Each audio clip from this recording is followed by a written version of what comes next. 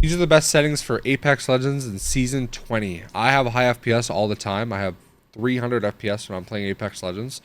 My computer is decently old now. I think maybe 2021 or 2022 or something like that. Maybe not like pretty. It's actually maybe way older than that even. But these settings I have are super good for Apex. I usually run full screen, 1920. Of course, you can change that. This is based on your monitor. This doesn't matter for quality. FOV doesn't necessarily matter for for quality either. This is honestly one of those things where I think it's more of a skill gap thing. So if you run max FOV, the more you see, the more potential you have. If you run less, then you're capped on how much you see. That's a fact. I'm sure it does impact performance in some way. I don't think it's a crazy amount. And I've ran 110 up until a month ago. I just swapped to 104 a month ago, and it was basically just because I wanted to change it up and see how I shot. It wasn't anything to do with my performance was. So I think this is a setting which you could adjust maybe based on what you guys have. FOB ability scaling. This is the one where your FOB changes when you're in Bloodhound Ult, so you'll zoom in or out or whatever. And that's, there might be more characters where that works for. Maybe Ballistic has the same type of thing or something, but that is what FOV ability scaling is. Again, that one's going to be based on if you're losing performance somehow based off FOV, then maybe that'd be something for you guys. Sprint view shake. This doesn't necessarily have to do with performance. It's just that whenever you are sprinting, your screen is shaking. That is very purely a setting that I think will help with you guys having too much going on with the screen. I think it minimizes all the movement on your screen. When you're sprinting, it's just sprinting. You're not having a bunch of just like fucking head bobbing and stuff like that. So that's a good setting. I have VSync disabled. I have Nvidia Reflex disabled. I have pretty much everything on none, or low, or disabled. My graphics, my textures are high, so my game looks good with textures, like my skins have detail. However, besides that, everything else is on low or medium, or disabled. I don't necessarily know what this is. I don't know why this was on low. I didn't want it disabled, I guess. So it was on low. Effects detail is medium. This is maybe things like explosions or seeing caustic gas or things that might be a little bit like you don't want them to be the worst quality of textures so that you understand where the boundaries are maybe. I think that's kind of why I had that on medium. But as for, my performance on my computer, this is what I run in the video settings. Gameplay, I have compact on my impact prompt style. So whenever you're looking at items on the ground, stuff like that, like there's not a lot of details about them. If you had it on default, then there would be more details about it. It might say like assault rifle, something or other. It might give like more information about the weapons. I have that on compact, therefore it's less. I have my button hints off. This is the little settings that show which button does what, like your reload button, your abilities button shows it underneath the actual icon. I have that off for me. I think X with shield icon is the best crosshair damage feedback. I think that majority of people use that. And stacking damage numbers means that your damage is just adding up and up and up the longer you shoot them and the longer you hit them. Of course, if you have a little gap between your shots, then the number is going to stop stacking. And then it's going to start over again and making its own thing. But this is a combined number of all recent damage, and that's what I like. Floating would be showing one number for each damage event, but stacking is the best, so no need. Ping opacity, this is actually an interesting one. You guys can use whatever you guys want for this. I haven't actually tried faded, but now that I'm looking at this setting right here, I think it would be decently good to use it, which I'll probably try in the future. Ping opacity is really annoying because sometimes there's just shit in the way of your screen when you're trying to aim in on somebody or just looking at stuff in general, and faded could be a benefit. And if this isn't necessarily about the stuff that you aim in on, this could just be about the stuff that's on your heads-up display and stuff like that, which I'm reading in the ping opacity description. So this one could be one of those settings where you could try either one. I'll try faded tomorrow and see how it is. Obituaries, players show obituaries for the players' kills and deaths.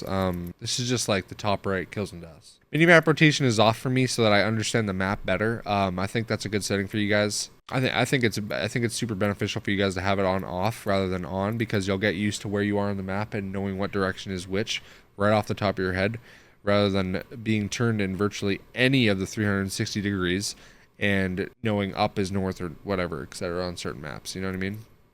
Where any direction on your minimap could really be any direction based on where you're looking. I think it's better off. Weapon auto cycle on empty is a great setting to have off. If you're shooting somebody and you click and it runs out of bullets, rather than reloading, your gun's just going to switch.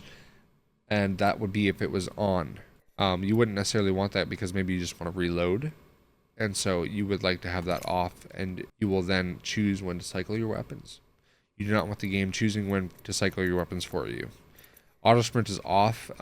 Pressing left shift will toggle your sprint on, and you have full control of when to sprint and when to be more cautious. So you can obviously stop sprinting. However, having auto sprint on will always sprint you when you move forward. Having the auto sprint off is definitely the benefit, because if you want to sprint with your shift button or whatever your toggle is, mine's a shift button. You want to sprint for sure, control when you're sprinting. You don't have to hold it, you just press it once. And then you're able to slow down and walk as well. If you had it auto sprint on, you'd have to run everywhere. You wouldn't be able to walk, so that's bad. I would definitely recommend off. Double tap sprint is up to you. I have mine off. Double tapping left shift will always make you sprint. Press left shift, and pressing left shift will move backwards will stop you from sprinting. That's up to you. I have mine off though.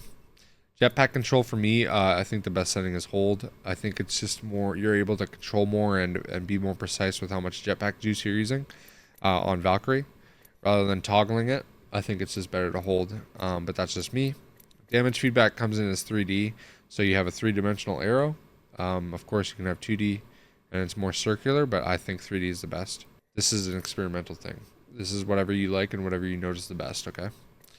Taking damage when closing closes the death box or crafting menu. This is a crucial off. You guys need to have this off. When you're in a death box and you're swapping an armor, and you're getting like shot in the back and you need to swap quickly and whatever, if you have that as on, which is default, you're instantly going to be closed out of the death box. As soon as a bullet hits you, you're closed out of the death box. So if you didn't get the armor swap, you got closed out of the death box. If this is off, you're still in the box. You're still in the dude's loot while you're getting shot, which is beneficial because, you know, as he's shooting you, you're going to still be able to try to grab it, which is going to change the fight if you do manage to get it and turn around and shoot him back. But you have absolutely no chance if he hits you with any single bullets while you're trying to get it in the first place. So having this off is better. Hop up, pop up. This determines if a hop up, pop up UI element will show when a hop up is attached to a weapon. Not really sure what this is. Never really seen it. Portraits, again, never really seen it. Don't really know about those modes. Shimmer mode is not necessarily super helpful in this game. It's actually kind of confusing. Feels like what anonymous mode should be. Basically, shimmer mode will take the kill feed and make all those names random. It doesn't hide your name. So if you were to die to somebody, or if you killed somebody, everybody else still sees you, sees your name. So shimmer mode isn't hiding the streamer. It's hiding everybody else from the streamer. I don't really understand that.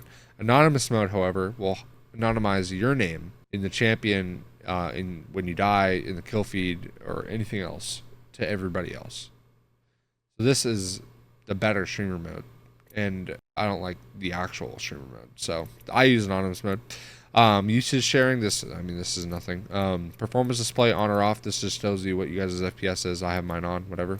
Best reticle, I think the human eye can see green the best, or react to green the best or the fastest. So I think green is the best crosshair. I think I was using red just to troll or something, but supposedly green's the best crosshair. So take with that what you guys will, and try it out. I think it's best if you guys don't use a per optic ADS sensitivity, so your 1x isn't faster than your 2x, or etc, etc. I think it's that's totally up to you, but this I run off. I run 1.9 sensitivity, which is slow considered for a mouse and keyboard player. Mouse acceleration is off. You guys want to have this stuff off because you don't want to move your mouse. Basically, the more you move your mouse, the more it'll go. That doesn't necessarily mean the most obvious thing, but your mouse acceleration will get more and more and more and more as you move your mouse. If you just moved your mouse in one speed, that's how far your cursor should go. But the more you move your mouse in a continuous motion, the more your mouse cursor will accelerate past the speed which you're moving your mouse in the first place. So you do not want to have that on. Clamping your mouse cursor to the game window means that you can't flick your mouse and Alt-Tab yourself if you have multiple monitors, so you want to have this on. Some of these settings are going to be really good for mouse and keyboard players who super glide and or tap strafe. Moving forward for me is the typical WASDs, but I also have my W on a scroll down, so when I'm tap strafing, the benefit is going to be right here in these two commands. Jumping is space, true, however jumping is also a mouse wheel up. But when I tap strafe, I jump by scrolling up, and I turn and scroll down, which then would let me basically turn on a dime, and that's what tap strafing is.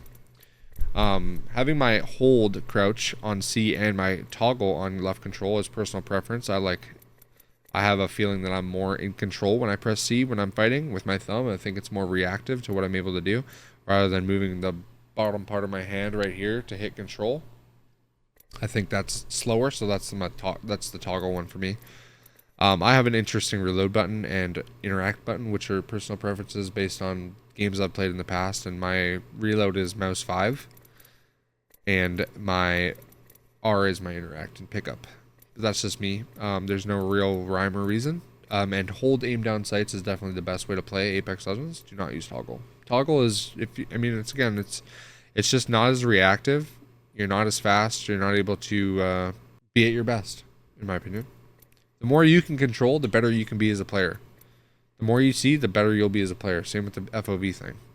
I don't have any special pings or anything like that or anything, but those are my settings there. Audio, I don't necessarily have any specific audio settings. I run this game at like 40, I run between 55 and like 46 depending on who I'm playing with. Maybe if they're a little bit louder of a person or whatever.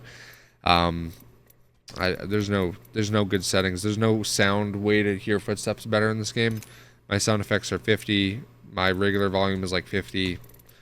Dialogue is 17, so I at least hear when my team, like whenever you have a teammate and they say they get shot at by a different team, they'll say there's a new squad or something. So you want to have dialogue somewhere, because they will announce when there's a different team that shot them, and so then you know right away if it's a third party or if it's someone, if it's like a player on their team with an angle or something like that. So that's definitely something you guys should have, is right there.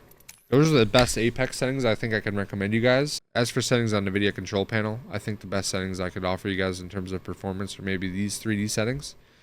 3D settings on the Nvidia control panel are just going to be things that have to do with textures and filterings and power managements, etc. So image scaling is off, ambient occlusion is off. This filtering thing is on 8x. Off.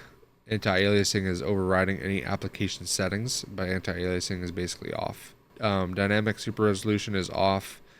Max frame rate is off. I don't have like a max frame rate that I base on the 3D computer on the Nvidia settings for all games. I just have it off because I like the game to run at the max it can run at all times. I don't cap it to a certain thing. I don't have low latency mode. I have my power management on the prefer maximum performance at all times, so that my computer is just full power, it doesn't sleep, turns off when I turn it off, you know. Highest refresh rate possible for monitors. Monitor technology G-Sync compatible. Multi-frame off. OpenGL auto. Threaded optimization is off. Triple buffering off. Make sure you guys have your refresh rate for your specific monitor on the highest it can go. And that's pretty much it. Thank you guys for watching the settings video. Hope you guys have better frames and better, better settings equipped for your next Apex Legends match. Thanks for watching. Definitely recommend me some different videos to do because I'm trying to do more than just ranked. So let me know in the comments what you guys want. All right.